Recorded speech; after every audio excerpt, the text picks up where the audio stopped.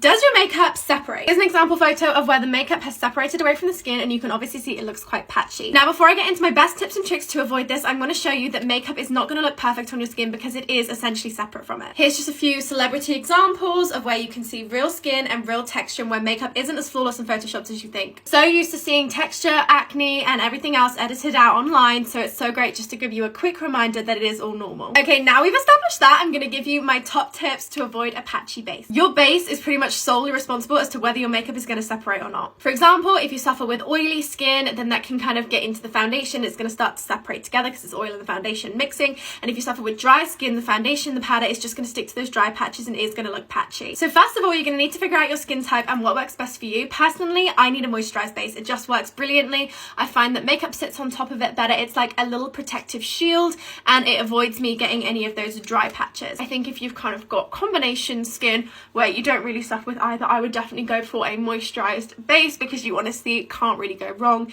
You know, if your foundation was to dry out throughout the day, at least you've just given your skin that extra protection as a backup. And the Release cream just is my go-to for that. Also, before I do this, I like to cleanse, tone, and add hyaluronic acid. Hyaluronic acid is also a great way of making sure my skin is nice and hydrated. One of the other reasons that your makeup can look like it's separated is actually just that it's rubbed off. And basically, one thing that can really help that is having a gripping primer because it's going to hold the makeup to your face for as long as possible. This one from e.l.f. is the Power Grip Primer and it is brilliant, but one thing I am going to say, which is also the same with other primers, is when you are rubbing it in, be really careful not to disturb that base because otherwise you're actually going to make it congeal, and that's literally a recipe for disaster. So when you're doing your skincare and your prep and your primers, just give yourself a few minutes between to let it really soak into the skin so you're not rubbing it immediately off with the next layer. I feel like this next one's quite easy to remember. The more makeup you put on your face, the more obvious it is when it starts to leave it. For example, if you're going in with a full face of foundation, which might just be what you want to go for. I know when I suffered with acne, I loved a full face of foundation. It covered it all up. But it is then really obvious if you start getting a little patchiness around your chin or around your nose because the rest of your base is so full coverage, it really draws attention to that little area. So if you are someone that suffers with your makeup separating or becoming patchy, I would definitely recommend spot concealing because this gives you that extra layer of coverage where you would potentially want it or need it. For me, that would be where my blemishes, my pigmentation are, which would be where I would normally lather on the foundation because I'm like, I really want to cover this up. So if you go in with your concealers first, you've already got that layer of coverage, but it's not all over your face, so it's not as obvious. Again, go in easy with your blending because you really don't want to disturb that beautiful base. Now we already have our coverage in the areas that we need it, we can go slightly lighter on foundation. To avoid overdoing it, I would recommend popping your foundation on your hand first and then just slowly build, going with less to begin with and then build up the coverage when you want it.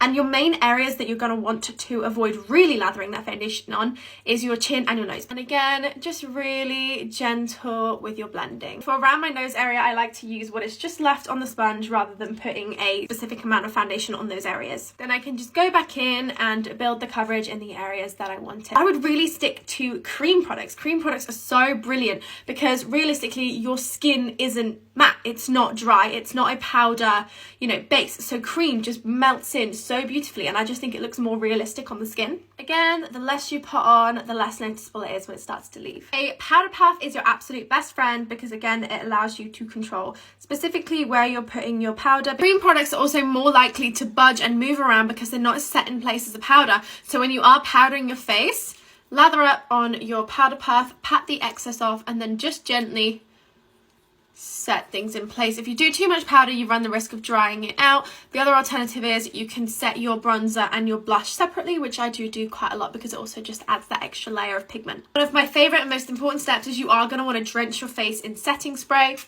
This one literally smells like holiday, but it is just the perfect final step of helping melt all of those products together so they don't look separate. Your powders will blend into everything and it will just look beautiful. I tend to let that dry down and then do a few more rounds and just make sure you get it really nice and wet. And finally, to hide the illusion that your skin is dry, I love to add a liquid highlighter on top to give my skin that dewy effect. This one is the Cream Highlight Wand from Primark in the shade Champagne. I find that by having that wet glow of a liquid highlight, it helps to take your eye away from any patchy or dryness because your skin looks so moisturized and hydrated. And those are my top tips to avoiding a patchy base. Just a reminder, makeup doesn't look edited and flawless in person. Texture is normal and you can suffer with a little bit of patchiness every now and then. It doesn't mean you're doing something wrong.